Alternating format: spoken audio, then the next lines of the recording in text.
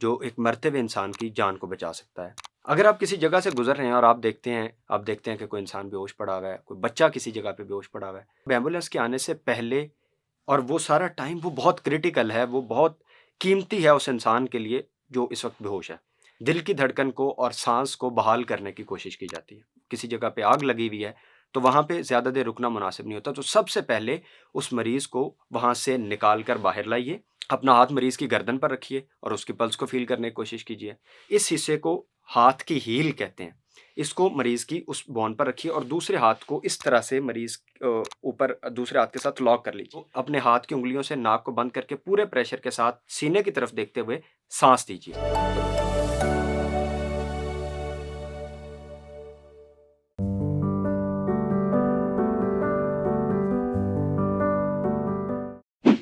अस्सलाम वालेकुम, मेरा नाम डॉक्टर ज़िशान है। आज हम बात करेंगे एक ऐसी टेक्नीक की, एक ऐसे अमल की जो एक मरते हुए इंसान की जान को बचा सकता है।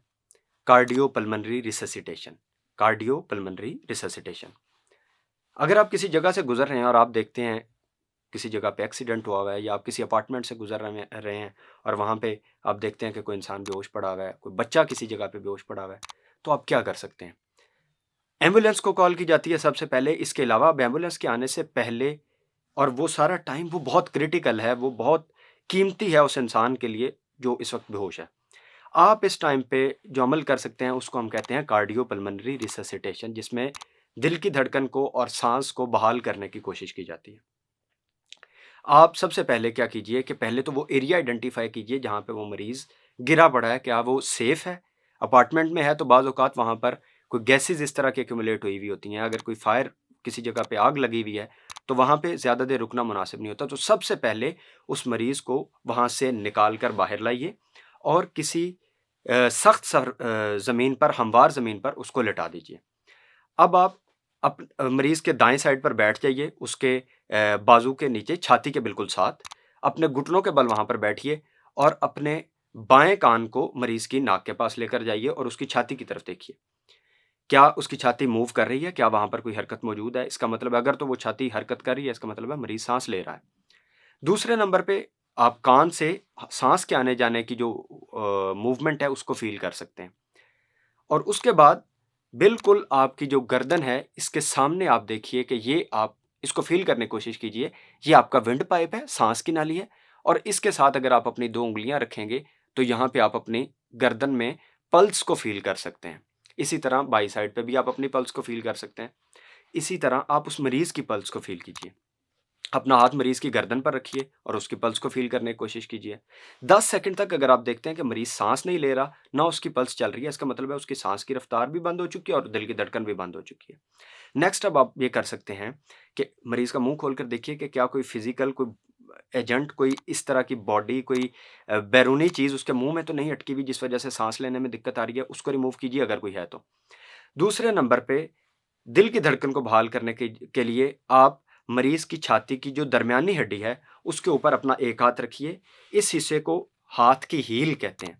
इसको मरीज की उस बोन पर रखिए और दूसरे हाथ को इस तरह से मरीज ऊपर दूसरे हाथ के साथ लॉक कर लीजिए और बाजू को सीधा कर लीजिए। याद रखिए आप घुटनों के बल बैठे हुए हैं और आपके दोनों बाजू मरीज की दोनों हाथ मरीज की छाती पर है और बाजू बिल्कुल सीधे हैं। अब अपने बॉडी वेट के साथ उसको कंप्रेशन देने की कोशिश कीजिए, उसको दबाव देने की कोशिश कीजिए। कोहनियों से मूवमेंट नहीं करनी, बल्कि छाती से और कंधों से अपने आप को मूव करना है और अपने बॉडी वेट के साथ उसको कंप्रेस करने की कोशिश करनी है। इससे उम्मीद ये होती है कि मरीज़ के दिल पर दबाव पड़ेगा और उससे दिल की धड़कन दोबारा से बहाल हो जाएगी। कंप्रेशन आप इतना दे सकते हैं कि छाती की हड्डी 2 इंच या 5 सेंटीमीटर तक अंदर की तरफ दब जाए। बहरहाल इस चीज़ को आप मरीज़ की जो जिसामत है, उसके अकॉर्डिंगली और अपने ज़ोर के हिसाब से उसको एडजस्ट कर सकते हैं। इसमें सबसे अहम चीज़ ज़रूरी है कि हमने पेचीदगियों को नज़रअंदाज करके मरीज़ की जान को बचाने की कोशिश करनी है। 30 दफ़ा कंप्रेशंस देने हैं और रफ़्तार इतनी होनी चाहिए कि आप ये ज़हन में रखें कि मैं 60 सेकंड यानी 1 मिनट में 100 से 120 कंप्रेशंस दे रहा हूँ। तो 30 कंप्रेशंस जब आप दे चुके होंगे, उसके बाद आप मरीज़ के मुँह की तरफ जाइए और उसके साँस को बहाल करने की कोशिश कीजिए। छाती की तरफ देखिए, अपना एक हाथ मरीज़ के माथे पर रखिए और दूसरे से उसकी चिन को, उसकी ठोड़ी को ऊपर की तरफ उठाइए। जब इसको उठाएंगे और माथे को पीछे की तरफ दबाएंगे तो इससे आपका जो सांस की नाली है ये बिल्कुल स्ट्रेट हो जाएगी। और मुंह के ऊपर मुंह रखिए और अपने हाथ की उंगलियों से नाक को बंद करके पूरे प्रेशर के साथ सीने की तरफ देखते हुए सांस दीजिए। अगर छाती मूव करती है तो इसका मतलब है बिल्कुल सांस फेफड़ों में जा रहा है। इसी तरह एक दफा दोबारा दीजिए। अगर छाती मूव नहीं करती तो आपने दोबारा पीछे हटना है, दोबारा से माथे को पीछे करना है, ठोड़ी को ऊपर लिफ्ट करना है और दोबारा से उसको सांस देने की कोशिश करनी है। अगर नहीं हो पा रहा और अगर आपको ये लगता है कि आप इतने अच्छे इस तरह से ट्रेंड नहीं है, आपको तरबियत इस हवाले से हासिल नहीं है, तो कोई इशू नहीं। आप इस ब्रेथ्स को, इन सांस देने के अमल को रोककर सिर्फ कंप्रेशंस के साथ कंटिन्यू कर सकते हैं। आप कम से कम छाती पर कंप्रेशन देने के अमल को जारी रखिए और एम्बुलेंस या किसी भी जो भी मेडिकल सर्विस अवेलेबल है उसकी जल्द अज जल्द आमद को यकीनी बनाइए। ये था हमारा आज का टॉपिक जो किसी भी इंसान को की जान को बचाने में बहुत कारआमद साबित हो सकता है। किसी भी किस्म की कन्फ्यूजन के लिए, कोई क्वेरीज के लिए, मजीद मालूमात के लिए या तिब्बी मामलों में मशवरे के लिए आप तिब्बी के प्लेटफॉर्म से हमारे साथ रब्ता कर सकते हैं। बहुत शुक्रिया।